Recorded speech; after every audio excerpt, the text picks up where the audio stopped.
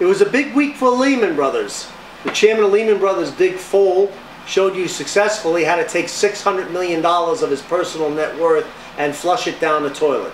That's tantamount to what happened to his stock. It became basically worthless as Lehman went from $100 a share over the last whatever period of time down to the $2 level. All right, Lehman is in bankruptcy. The game is over for Lehman. You got to say to yourself, who would want to trade with Lehman as a bankrupt entity if you could trade with any other firm on Wall Street who isn't bankrupt? All right, so nobody's thinking this thing through.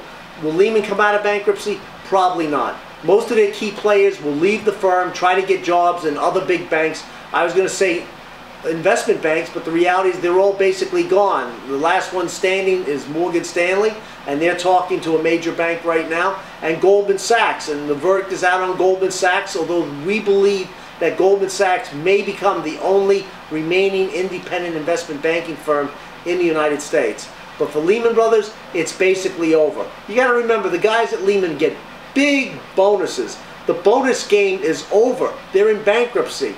Do you think that a federal bankruptcy judge who gets paid maybe $135,000 a year himself is going to allow Dick Fuld, as the chairman of Lehman Brothers, to continue to get a $50 million a year incentive compensation package while he refuses to pay his creditors because he's in bankruptcy? No, no, no. That game is over. If you own Lehman stock, God bless you. You wrote it all the way down to zero. You write it off. Put your money into something that's going to go up, not go sideways or go down or disappear. And I'm a guy that was with Lehman Brothers. I was with them in the 70s. I was senior vice president of sales of Lehman in the late 1970s. I understand the company. They've been bought and sold a couple of times. American Express owned them for a while. The Shearson game went on. Then they went independent again. This is what happens on Wall Street. If you mismanage a company, you got to expect to go out of business. Lehman mismanaged. They over-leveraged. Remember, sometimes you can invest in something and make a hell of a lot of money.